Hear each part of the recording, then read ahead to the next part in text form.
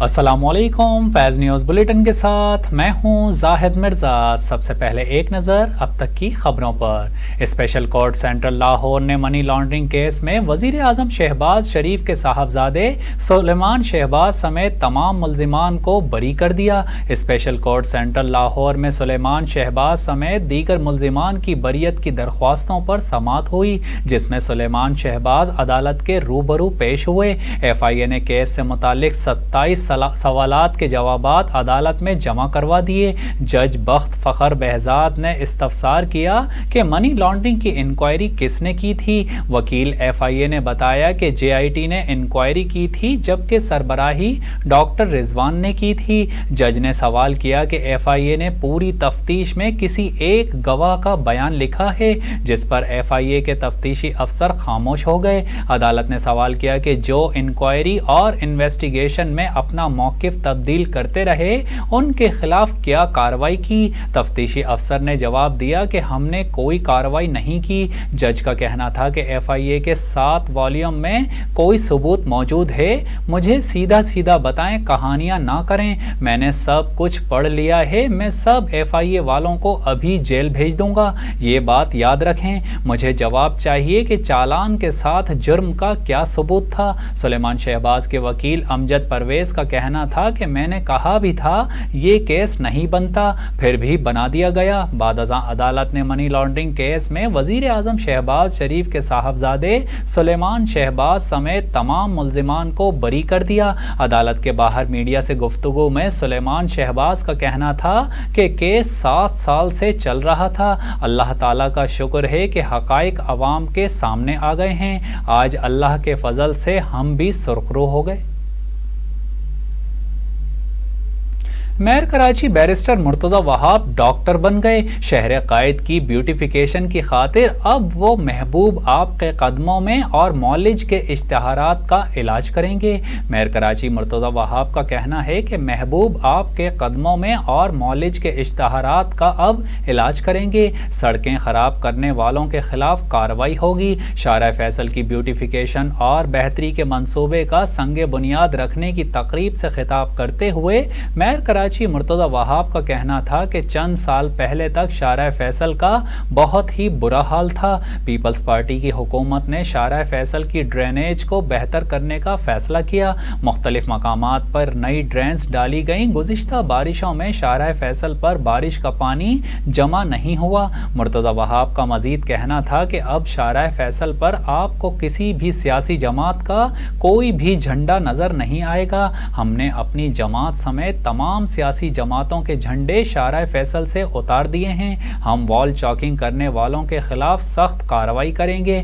महबूब आपके कदमों में और मौलिज के इश्तहारात का अब भी इलाज करेंगे। सड़कें खराब करने वालों के खिलाफ कार्रवाई होगी। मेयर कराची का मजीद कहना था कि शारा फैसल की ब्यूटिफिकेशन और बेहतरी के मंसूबे पर तकरीबन 20 करोड़ रुपए लागत आएगी। मंसूबा 1 साल में मुकम्मल होगा। एयरपोर्ट से मेट्रोपोल तक शारा फैसल को खूबसूरत और सब्ज बनाया गया। मरकजी शाहरा की बेहतरी से कराची का इमेज बेहतर होगा।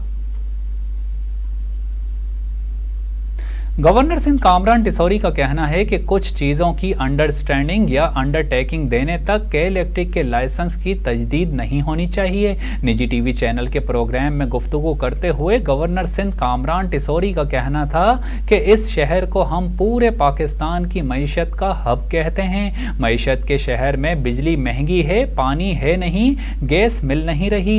ये निज़ाम बड़ा ही अजीब सा और जालिम का निज़ाम है। इस पर कई बार बात की है। गवर्नर सिंध का कहना था कि जब तक कुछ चीज़ों की अंडरस्टैंडिंग या अंडरटेकिंग ना दें के इलेक्ट्रिक का लाइसेंस रिन्यूअल नहीं होना चाहिए। उन्हें 20 से 30 साल हो चुके हैं। हर साल लोड शेडिंग इंतहा को पहुंची होती है। के इलेक्ट्रिक वाले अपना और आवाम अपना मौक़िफ़ देते हैं, लेकिन होता वही है जो ये चाहते हैं। शहर में क्राइम के हवाले से गवर्नर सिंध का कहना था कि कराची में स्ट्रीट क्राइम इंतहा पर है। गुज़िश्ता 6 माह में 40 से سے زائد نوجوان بچے اپنی زندگیوں سے ہاتھ دھو بیٹھے ہیں۔ میں نے کہا آئی جی سندھ کو 4 دن کے لیے میری کوارڈینیشن میں دے دیں، اگر 5ویں دن کوئی بھی بڑا حادثہ یا اسٹریٹ کرائم ہوتا ہے تو اس کی ذمہ داری میری ہوگی۔ ان کا کہنا تھا کہ میں نے کہا کہ ایم ڈی واٹر بورڈ کو میری کوارڈینیشن میں دیں، انہیں با اختیار کر دیں۔ ایک ہائیڈرنٹ والا 20 سے 40 لاکھ روپے روز کما رہا ہے۔ یہ مافیا بہت ہی مضبوط ہے جن کو ہائیڈرنٹ کے لائسنس ملے ہوئے ہیں۔ خبر شامل کرتے ہیں اور آپ کو بتائیں national electric power regulatory authority NEPRA نے بجلی کی قیمت میں اضافے کی منظوری دے دی۔ نیپرا نے سہ ماہی ایڈجسٹمنٹ کی مد میں بجلی ₹1.24 فی یونٹ مہنگی کی ہے، جس کا نوٹیفیکیشن بھی باقاعدہ طور پر جاری کر دیا گیا ہے۔ نیپرا کی جانب سے جاری کردہ نوٹیفیکیشن کے مطابق سہ ماہی ایڈجسٹمنٹ کے تحت بجلی کی قیمتوں میں اضافے کا اطلاق جولائی، اگست اور ستمبر کے بلز پر ہوگا، تاہم کہ الیکٹرک صارفین پر اس کا اطلاق نہیں ہوگا۔ نیپرا نے گزشتہ ہفتے بجلی کی قیمتوں میں اضافے کی منظوری دی تھی اور بجلی کی قیمتوں میں اضافے سے صارفین پر 46 ارب 53 کروڑ روپے کا بوجھ پڑے گا۔ سابق وزیر اعظم شاہد خاقان عباسی اسلام آباد میں ایل این جی ریفرنس کی سماعت کے بعد واپس روانہ ہونے لگے تو صحافی کے سوال پر انہوں نے دلچسپ جواب دے دیا۔ شاہد خاقان عباسی جب واپس جانے لگے تو صحافی نے پوچھ لیا کہ کہاں جا رہے ہیں، جس پر شاہد خاقان عباسی نے جواب دیا کہ بالٹی گھر میں رہ گئی ہے، وہ لینے جا رہا ہوں۔ خیال رہے کہ چیئرمین پاکستان تحریک انصاف عمران خان عدالتوں میں پیشی کے دوران منہ چھپا کر پیش ہوتے رہے ہیں، جس پر انہیں کافی تنقید کا نشانہ بنایا جاتا رہا ہے۔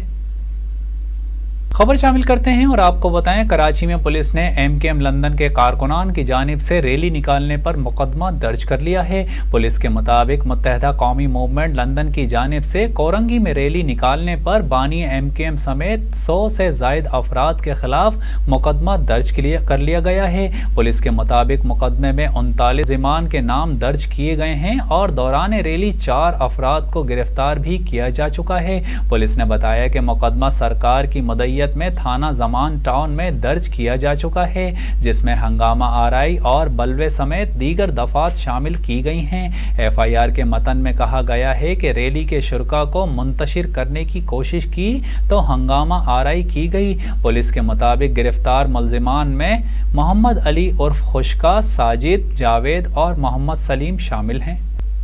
نیب نے سابق وزیر اعلیٰ پنجاب عثمان بزدار کو گرفتار کرنے کا فیصلہ کر لیا۔ میڈیا رپورٹس کے مطابق نیب لاہور نے پنجاب کے سابق وزیر اعلیٰ عثمان بزدار کی گرفتاری کے لیے چیئرمین نیب سے وارنٹ جاری کرنے کی استدعا کی ہے۔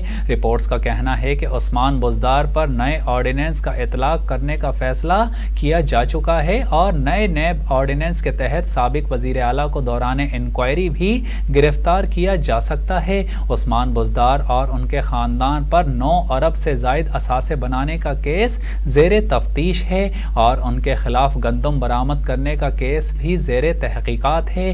واضح رہے کہ تحریک انصاف کے دور حکومت میں پنجاب کے وزیر اعلیٰ رہنے والے عثمان بزدار پر پیسے لے کر تقرریوں کا بھی الزام ہے، جبکہ وہ مختلف کیسز میں نیب کے سامنے پیش ہوتے رہے ہیں اور انہوں نے عدالتوں سے ضمانتیں بھی حاصل کی رکھی ہیں۔ خبر شامل کرتے ہیں اور آپ کو بتائیں پاکستانی نژاد برطانوی صحافی سائمہ محسن نے اپنی برطرفی کے خلاف امریکی نیوز چینل CNN کے خلاف مقدمہ دائر کر دیا۔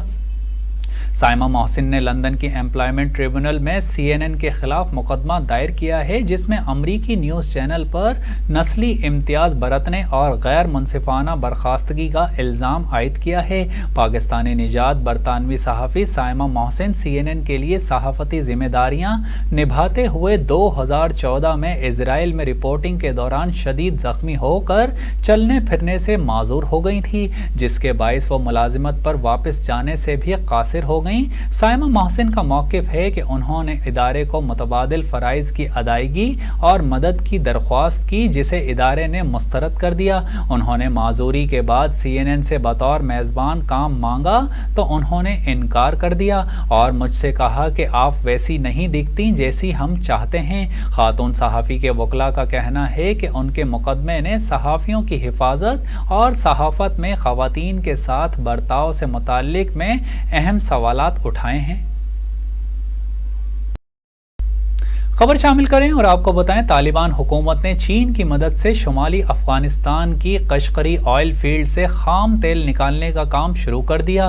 ترک خبر رساں ادارے کے مطابق افغان وزیر برائے معدنیات و پیٹرولیم شہاب الدین دلاور نے چینی کمپنی کے عہدیداران کے ہمراہ قشقری آئل فیلڈ کا افتتاح کیا۔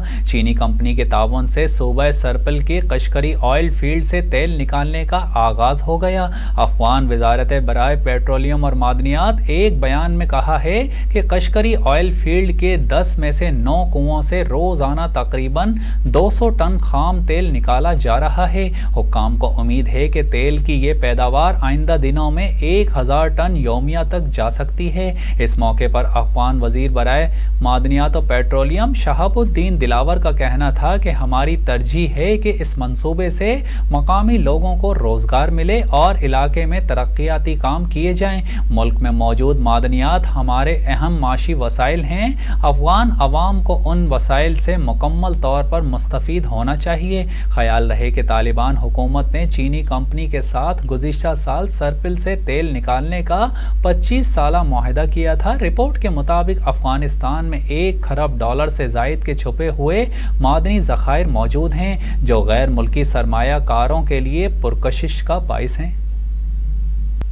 خبر شامل کریں اور آپ کو بتائیں امارات میں ایشیائی باشندے کو دولت کی نمائش اور بھاشن بازی مہنگی پڑ گئی۔ ایشیائی باشندے نے کاروں کے ایک شو روم میں اپنی دولت کی نمائش کروائی اور خود کو امیر ترین شخصیت کے طور پر ظاہر کیا۔ ویڈیو میں دیکھا جا سکتا ہے کہ ایک شخص عربی لباس میں گاڑی کے شو روم میں نوٹوں کی گڈیاں لے کر داخل ہوتا ہے۔ اس دوران وہ کئی گاڑیوں کی قیمتیں پوچھتا ہے اور مسلسل مہنگی ترین گاڑی دکھانے پر اصرار بھی کرتا ہے۔ اس شخص نے کسی کو جوس پینے کے لیے تو کسی کو بطور ٹپ نوٹوں کی گڈیاں بھی دیں، جبکہ اس نے متکبرانہ ویڈیو سوشل میڈیا پر اپلوڈ بھی کی تھی۔ حکام نے اماراتی سائبر قوانین کے تحت ایشیائی باشندے کو گرفتار کر لیا اور جس شو روم میں ویڈیو ریکارڈ کی گئی اس کے مالک کو بھی طلب کر لیا گیا ہے۔ اور اب ایک نظر فیض اسپورٹس پر۔ سعودی عرب کے شہر ریاض میں جاری ای اسپورٹس اور گیمنگ فیسٹیول میں پاکستانی گیمرز نے تاریخ رقم کر دی۔ پاکستان نے فائنڈنگ ٹیکن کے گیم ٹیکن 7 کے نیشنز کپ میں جنوبی کوریا کو شکست دے کر فائنل جیت لیا۔ گیمرز 8 نیشنز کپ میں پاکستان کی نمائندگی کے لیے پروفیشنل ٹیکن کھلاڑی عاطف بٹ، خان اور ارسلان ایش کو منتخب کیا گیا تھا، جنہوں نے پوری قوم کا سر فخر سے بلند کر دیا۔ پاکستانی کھلاڑیوں نے جیتنے کے بعد سجدہ شکر ادا کیا اور پھر جیت کا جشن بھی منایا۔ پاکستانی ٹیم نے $5 لاکھ کی انعامی رقم بھی حاصل کی، جبکہ ٹرافی اٹھا کر پاکستان کے نعرے لگائے۔ ٹورنامنٹ میں جاپان اور کوریا جیسے ممالک شامل تھے جن میں اعلیٰ درجے کے کھلاڑیوں نے حصہ لیا۔ ٹورنامنٹ میں سخت ترین مقابلے ہوئے۔ کوریا کے خلاف 0-3 سے فتح کے بعد پاکستان گرینڈ فائنل میں پہنچی۔ ملک کے تینوں کھلاڑیوں نے اس وقت تک ٹورنامنٹ میں اچھی کارکردگی کا مظاہرہ کیا تھا اور وہ فائنل جیتنے کے لیے فیورٹ تھے۔ ٹیم کو فائنل میں کوریا کے زبردست کھلاڑیوں کا سامنا کرنا پڑا اور وہ ایک بار پھر جیتنے میں کامیاب ہوئے۔ اور اب ایک نظر فیض انٹرٹینمنٹ پر۔ اسلامی فتوحات پر مبنی عالمی شہرت یافتہ ترک سیریز کورولس عثمان میں اہم کردار نبھانے والے 2 اداکاروں نے آپس میں شادی کر لی۔ کورولس عثمان میں سپاہی جیر کوتائی اور ایگل خاتون کا کردار نبھانے والی اداکارہ بوسے ارسلان اور اداکار جاگری سینسوئے نے کئی عرصے رشتے میں رہنے کے بعد اب شادی کر لی ہے۔ میڈیا رپورٹس کے مطابق دونوں ڈرامہ کے سیٹ پر ایک دوسرے کی محبت میں گرفتار ہوئے تھے اور اب وہ رشتہ ازدواج میں منسلک ہو گئے ہیں، جن کی تصاویر دونوں نے اپنے انسٹاگرام اکاؤنٹ پر شیئر کی ہیں۔ اداکار جوڑے کی شادی میں قریبی رشتہ داروں اور دوستوں نے شرکت کی، جبکہ کورولس عثمان میں عثمان کا کردار نبھانے والے اداکار براک نے بھی شرکت کی اور تقریب میں رقص بھی کیا۔ ترک میڈیا کے مطابق بوسے ارسلان اور اداکار جاگری سینسوے نے کچھ ماہ قبل منگنی کی تھی۔ آئیگل خاتون بوسے ارسلان کورولس عثمان کے 3 سیریز میں نظر آئیں۔ پہلے ان کا کردار قدرے منفی تھا، جبکہ دوسرے سیزن سے انہیں عثمان کے سپاہیوں میں شامل ہوتے دیکھا گیا۔ دوسری جانب سپاہی جیر کوتائی جاگری سینسوے نے سیریز کی شروعات میں منگولوں کا سپاہی تھا، جس نے بعد ازاں اسلام قبول کیا اور عثمان کے قریبی ساتھیوں اور سپاہیوں میں شامل ہو گیا۔ سیریز میں بھی آئیگل خاتون اور سپاہی جیر کوتائی ایک دوسرے کی محبت میں گرفتار ہونے کے بعد شادی کر لیتے ہیں۔ نیوز بلیٹن سے فی الوقت اتنا ہی۔ مزید خبروں اور اپڈیٹس کے لیے دیکھتے رہیے فیض نیوز، ہمارے ساتھ رہیے۔